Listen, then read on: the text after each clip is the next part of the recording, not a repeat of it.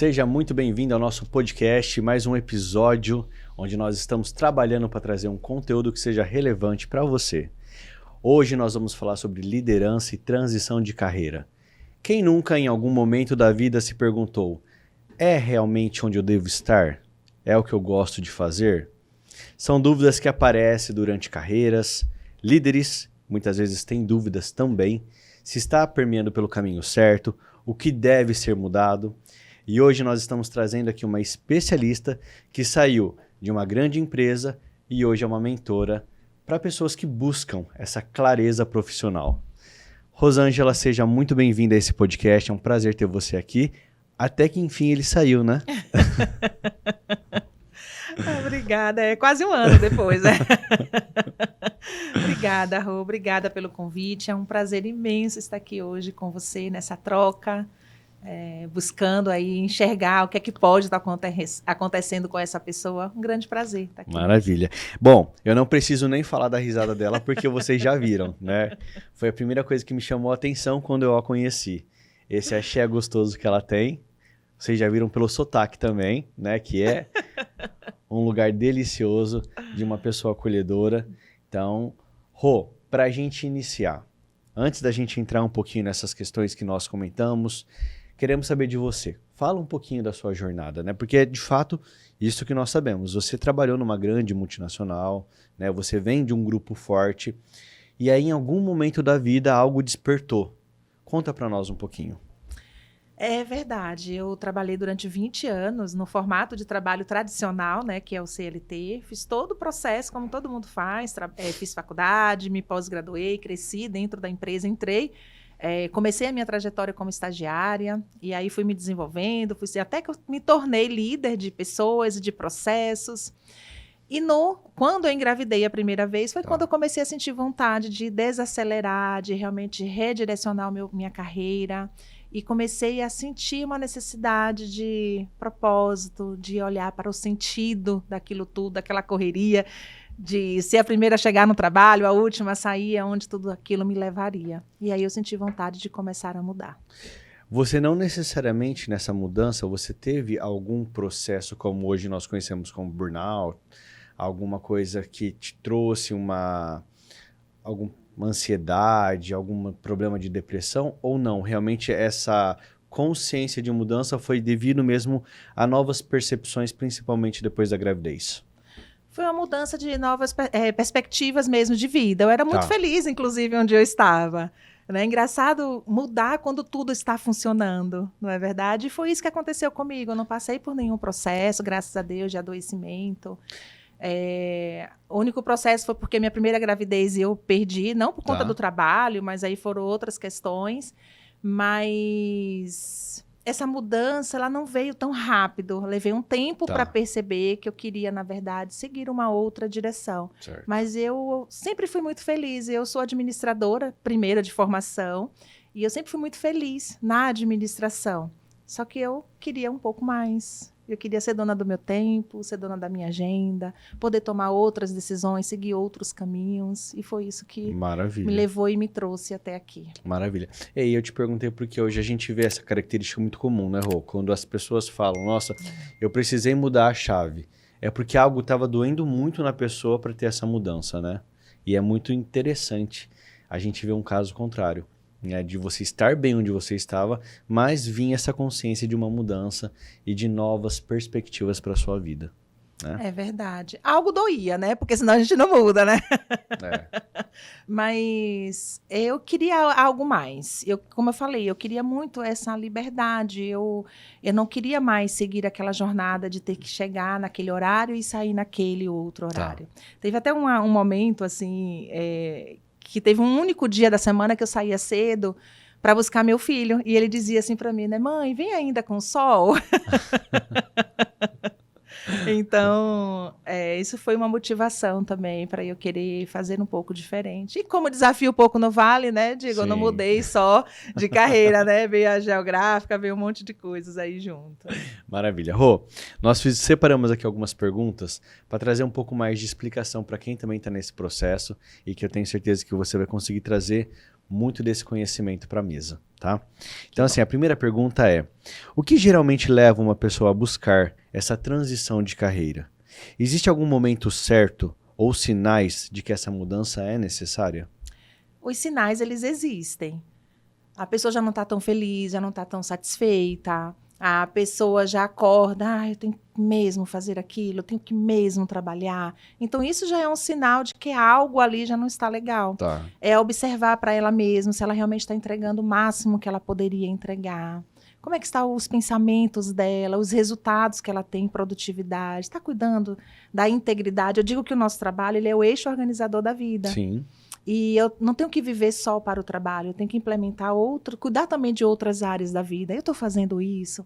Então, existem sinais, sim, que a gente tem que estar atento, tem que estar observando, que talvez seja a hora de mudar um pouco. Maravilha. E aí, pegando um pouco de gancho nisso, quais são os principais medos e bloqueios que você percebe que uma pessoa que está passando por aquele momento, né, esse processo de transição, ela sente? Porque esses sinais, eles existem. Mas aí, quando a pessoa toma consciência disso, vem outras características que às vezes trava a pessoa, né? Então, conta um pouquinho para nós, explica para nós um pouquinho desse processo também. O medo de julgamento, principalmente. O que é que vão pensar? O que é que minha família vai pensar? Medo de não dar certo. Né? E eu venho num ponto que eu falo que é o contrário. Muitas vezes não é nem o medo de dar certo, né? De que vai dar certo aquilo. Às vezes é um medo realmente de fracassar. A pessoa tem esse medo, né? O medo de fracassar, o medo de dar certo, o medo do julgamento. Isso é muito comum. O medo de não conseguir pagar os boletos. As pessoas pensam, né? Porque eu estou aqui, eu tenho meu salário, eu tenho aquele resultado financeiro, está tudo organizado, vamos dizer assim. Sim. E uma mudança? E se eu não conseguir dar conta de tudo?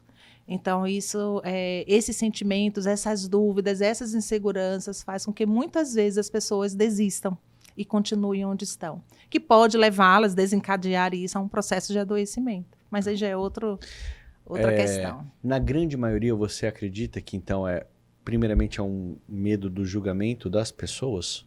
Sim, da família principalmente, é muito comum, e das pessoas, da sociedade, as pessoas têm medo. Rô, para uma pessoa que é casada, é essencial o apoio do seu parceiro? Total. É importante, mas depende. Vamos reformular essa resposta. Porque nós temos que aprender a saber negociar os nossos projetos em casa. Às vezes a pessoa não tem a dimensão do tamanho que é para ela passar por tudo que ela está passando dentro do trabalho. Entende? Então, a pessoa precisa aprender a negociar, a trazer ali o seu projeto e dizer, olha, esse projeto aqui para mim já não dá certo, por isso, isso e isso. Trazer visão também de consequências de continuar ali. E trazer o projeto novo. Qual é a ideia? Qual é o plano? Qual é o caminho? E a partir desse momento, o apoio da pessoa que está ali junto, da família, ele é fundamental, sim, né, nesse processo. Maravilha. Mas você tem que aprender a negociar isso. Tá. Agora, vamos falar o seguinte. Qual que é o papel, na sua visão, o papel da liderança nesse processo de desenvolvimento humano e na construção de carreiras mais alinhada ao propósito? Rodrigo, eu penso que a liderança, ele não é somente um cargo, uma função. A liderança existe em cada um de nós. E hoje, no mercado de trabalho que nós temos hoje, a carreira, ela é nossa responsabilidade. Ela saiu da alçada da empresa, porque antigamente era assim, né? As pessoas entravam na empresa e a empresa cuidava de todos os seus passos para você crescer, você se desenvolver. Hoje em dia, não. Hoje Depende em dia muito mais da pessoa. Hoje em dia, a carreira ela é sua. Independente do lugar onde você vai, a carreira está dentro de você. Então, ela é uma responsabilidade sua. Eu não sei se você já passou por isso antes. As pessoas diziam assim, a empresa não me promove, não me paga uma faculdade, não me paga um MBA, um curso, não me paga nada. Sim. Hoje, na realidade, a responsabilidade é do profissional buscar isso. Tá. Claro que as empresas têm os seus planos de desenvolvimento, não é que inexista isso existe sim. E é legal você estar num lugar que proporcione isso também. Mas também é importantíssimo você olhar que a responsabilidade de desenvolver a sua carreira, ela é sua. Então, a liderança vem dessa autoliderança. E a depender de onde, do tamanho da empresa, do segmento da empresa, essa liderança, a função que está ali, ela pode sim fazer um plano de desenvolvimento para essa pessoa crescer e continuar ali dentro daquela empresa, se ela é um talento e vale a pena a retenção desse talento dentro dessa empresa. Rô, você também tem trabalhado muito, né, diante de uma perspectiva até buscando pequenas empresas. O porquê? Eu hoje trabalho muito com pequenas empresas, principalmente porque é o ambiente onde eu estou inserida, né? É um ambiente onde realmente eu percebo que eu tenho uma capacidade de apoio muito maior, de direcionamento, de contribuição. Foi uma realidade que eu vivi também quando eu fiz a minha transição. Sim. Saí de um ambiente, 20 anos atuando dentro de uma grande empresa e comecei a abrir meu próprio negócio. E eu fui enxergando muito desse caminho, o que dá certo, o que não dá certo. Comecei a validar e desenvolvi também um método de trabalho onde hoje eu acredito muito que uma empresa, um empresário, microempreendedor, empreendedor autônomo, que consegue desenvolver uma nova mentalidade, consegue enxergar pessoas e processos de uma forma diferente, isso vai se expandir para uma sociedade. Tá. Então, hoje é o meu foco, pequenas e médias empresas, é onde eu realmente atuo. E eu sei que eu posso contribuir com essas empresas, com essas pessoas. E eu acho que dessa forma eles vão crescendo, né? Vão se desenvolvendo. Eu estou numa região, hoje eu faço parte de grupos de pessoas onde vivem essa realidade. E é um lugar onde eu me sinto bem. É interessante. Agora, seguindo um pouquinho desse caminho, a gente vê que quando a pessoa começa a empreender, né, muitas vezes é seguido um caminho, etapas, né? Então, por exemplo, não estou feliz onde eu estou, tenho vontade de empreender, tem alguma coisa que te chama a atenção, que você gosta, que você tem uma certa facilidade em desenvolver, aí você vai lá e abre sua empresa. Neste momento, o empresário, o empreendedor ali, ele não deveria dar atenção, muitas vezes, em buscar esse desenvolvimento para si, para poder crescer a sua empresa de uma forma mais estruturada? O autodesenvolvimento, né, o autoconhecimento, ele é muito importante, porque isso começa dentro de mim e expande para fora. Sim. E muitas vezes a gente precisa fazer isso concomitante. Eu acredito muito que no Brasil, principalmente, isso vem mudando um pouco, mas ainda é essa realidade. Sim. As pessoas empreendem por conta de um sonho. Eu tenho um sonho de ser dono da minha agenda, né? De ter meu tempo disponível. Ele acha que ele vai ter mais tempo disponível sendo dono do próprio negócio. Você e é uma avisa falácia. ou avisa? Você avisa? Então, quando ele decide empreender, muitas vezes ele vai ou por aquilo que dá maior retorno financeiro, que é o primeiro pensamento, ou realmente vai por um lado onde ele é bom tecnicamente em algo e ele abre o próprio negócio. Mas o insucesso desse negócio vem justamente pela falta do autoconhecimento, dela perceber que, olha, eu sou bom nessa etapa, eu sou bom em execução, mas eu não sou tão bom nesse lado. Então, deixa eu terceirizar ou contratar, ou me preparar, ou minimizar, mitigar o risco que tem em eu não executar essa tarefa, essa parte do processo. Então, tudo isso, quem vai dizer para você não é só o plano empresarial de montar uma empresa. Porque para montar uma empresa exige a abertura de um CNPJ, né? Tem alguns pré-requisitos. Mas também esse empresário, ele precisa estar preparado para gerir o negócio. Sim. Porque uma coisa é você vir de um ambiente de trabalho CLT, onde você tinha uma mentalidade. Empreender é uma mentalidade totalmente diferente. Exato. E muitos falham justamente nesse processo. Maravilha. De entender o seu padrão de tomada de decisões. Então, é muito importante ele também fazer esse processo de autodesenvolvimento. Tá. E nessa questão, a mentoria comportamental pode ajudar nesse preparo, nessa melhoria dessa nova etapa profissional? Total. O comportamental, ele ajuda. E nesse comportamental, você vai entender como é o seu funcionamento, como você toma decisões, como você está preparado para gerir pessoas, como você está preparado para gerir processos, porque eu digo, né, que o microempreendedor, o empreendedor pequeno, médio, é até meio injusto, né? Porque ele precisa ter duas capacidades diferentes ao mesmo tempo, porque na organização como CLT, quanto mais alto o cargo, menos gestão de pessoas ela é obrigada a fazer, porque ela está muito conectada com o negócio. Tá. Né? E dentro de uma empresa pequena, ele tem que saber fazer gestão de pessoas e gestão de processos e lidar com o negócio. Então, ele tem que aprender a fazer as duas coisas. E para fazer isso, uma mudança comportamental ela é importante.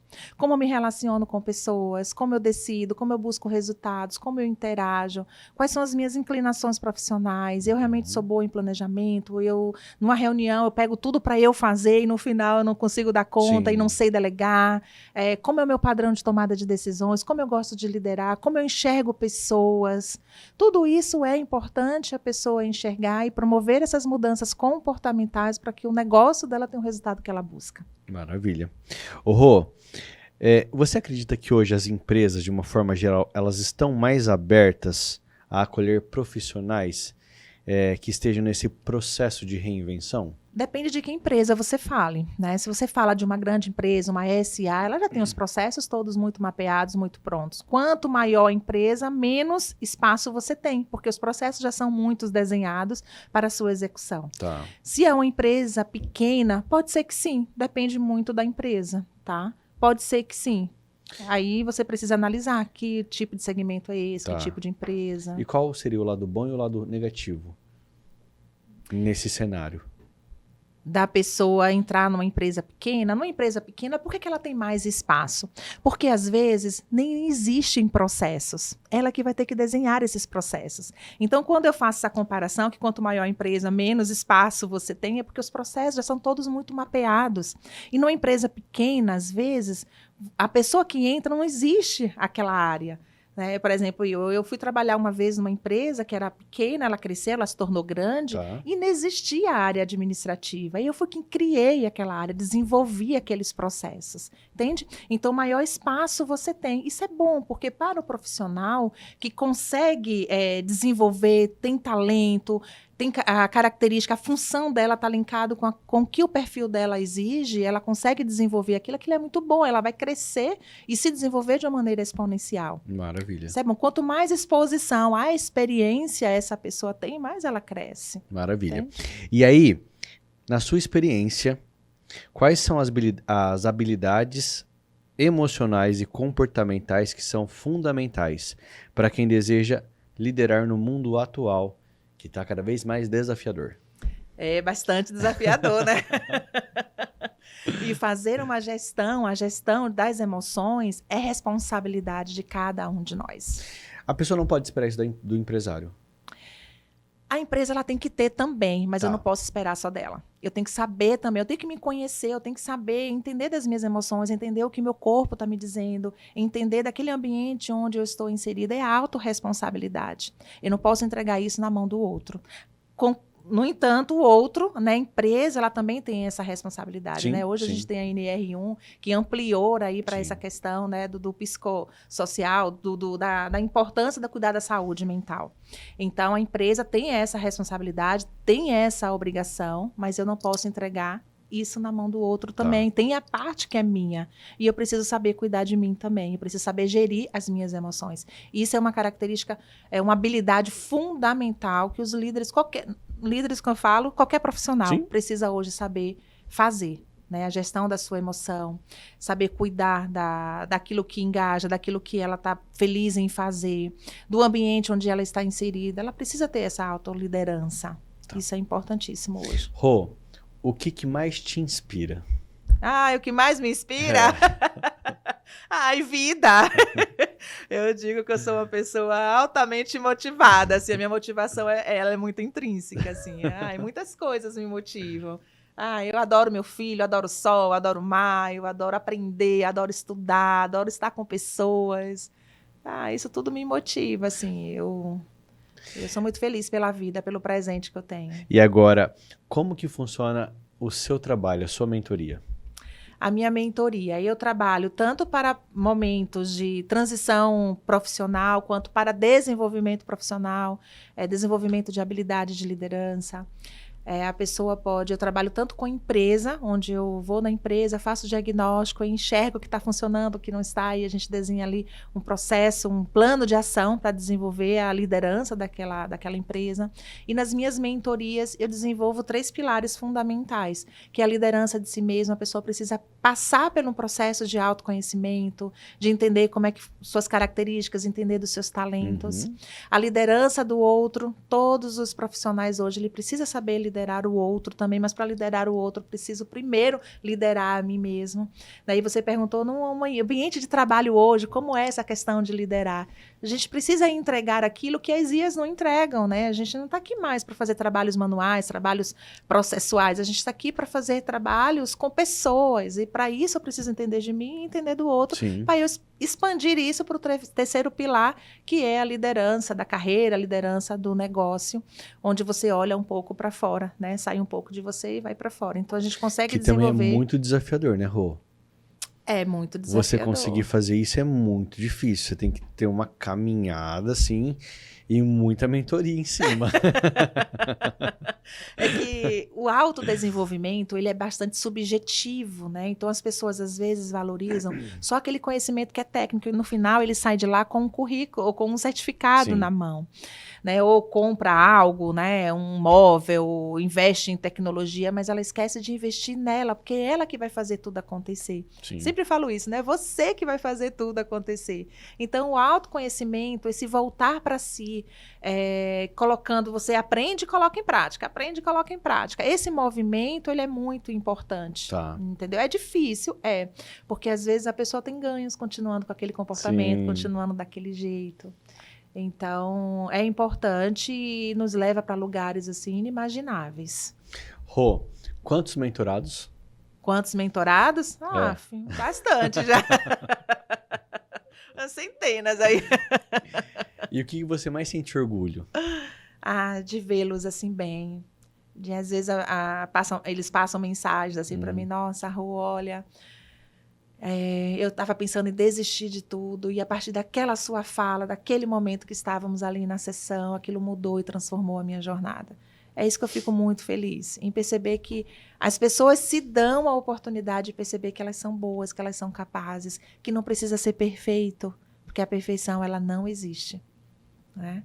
Nem a natureza ela é perfeita, ela está todo dia se reinventando. Sim, exatamente. Né? As leis que o Criador fez é perfeito, mas ela não é perfeita. E o que o melhor é fazer, né? Independente, com os recursos que você tem, internos, externos, né, material, é tornar isso possível. Então, eu tenho muito orgulho, assim. Engraçado você me perguntar isso, que essa semana eu conversando na faculdade, e eu tinha acabado de chegar na faculdade, e eu tinha atendido uma pessoa, e eu comentei isso. Eu fiz, gente, como é gratificante ver uma pessoa, né, mudando por conta de um processo de autoconhecimento, por ela se permitir. Você está transformando a vida daquela pessoa, né, Rô? Então, isso não tem palavras suficientes que definem toda essa gratidão, esse orgulho, né, que você sente. Eu fico orgulhosa do meu povo. Ô, Rô, para a gente fechar, qual que é a mensagem que você deixaria para quem está ouvindo e sente que está travado na sua carreira, mas ainda não tem a coragem de dar aquele primeiro passo? Aquele primeiro passo, né? O primeiro passo é perceber que você está nesse momento. Porque a pior coisa é a pessoa não saber que ela precisa passar por um movimento. Porque a transição de carreira, às vezes, não é sobre mudar de profissão. Às vezes é mudar a forma como você atua dentro da sua carreira. Às vezes a transição é dentro da própria empresa, ou você quer empreender para o empreendedorismo. É você primeiro perceber que você quer isso. Depois, você desenhar esse plano. Não é para sair pivotando tudo e fazer essa mudança. Eu mudei agora toda a vida. Não. Tem que ter o planejamento. Tá? E comigo ninguém sai mudando assim. Nós fazemos um planejamento. Tem que planejar e entender, né, as suas características, entender quais são as profissões ou o lugar que você tem aptidão, que tem a ver com o seu perfil. Então, a gente vai passar por esse processo de analisar, mas tenha coragem, faz. Se dê, permita-se fazer. Né? Deixa de olhar só para fora e olha um pouco para dentro. Eu acho que o segredo está aí. Então, o primeiro passo é perceber que precisa dessa mudança, e o segundo passo é olhar para dentro de você e enxergar aí esse tamanho, essa potencialidade que tem aí dentro. Rô, e a gente tem uma super novidade, que agora você também está numa nova graduação para trazer ainda mais força para o seu trabalho, né? É verdade, é verdade. Eu adiei durante alguns anos. Na realidade, Rô, depois que eu fiz a minha transição profissional, eu atuei 20 anos com a administração, pós-graduada, tudo, né? Então, eu já sabia tudo daquela área. Eu gosto de dizer que toda a operação daquela empresa estava nas minhas mãos, eu sabia tudo que ia acontecer estava previsto. E aí eu decidi mudar, e quando eu mudei, eu já era formada, já tinha Master Coach, e eu achei que só isso seria o suficiente, né? Com a minha bagagem, mais isso, mais a psicologia positiva, e no caminhar, eu entendi que eu precisava de um conhecimento mais profundo acerca do ser humano. Tá. Né? E por isso que eu decidi fazer psicologia.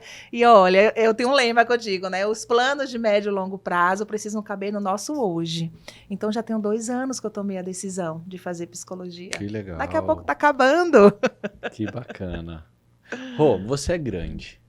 Você é... Quando eu paro para pensar em você, você é aquela pessoa que às vezes num tempo nublado chega trazendo a luz, né? Pessoas que passaram já por você, e eu falo isso não só por mim, mas pessoas que já passaram por você, pessoas que às vezes trocam uma ideia com você e você traz um insight super valioso. Eu mesmo, nas nossas conversas, o quanto que você já me ajudou, o quanto que você me ajuda trazendo às vezes algumas palavras, assim, alguns direcionamentos que para mim faz total sentido. Então, assim, parabéns, assim, eu acho que Rio Preto, as pessoas que têm o privilégio de estar do seu lado, participando com você em reuniões, conversas, bate-papo, todos nós ganhamos com a sua presença, todos nós somos mais felizes porque nós temos uma Rosângela Mota. Então, assim, parabéns, é um privilégio enorme tá gravando esse podcast com você, é um privilégio enorme ter você todo mês trazendo um conteúdo maravilhoso para a nossa revista, e eu sou muito feliz por ter você comigo, viu? Vale chorar?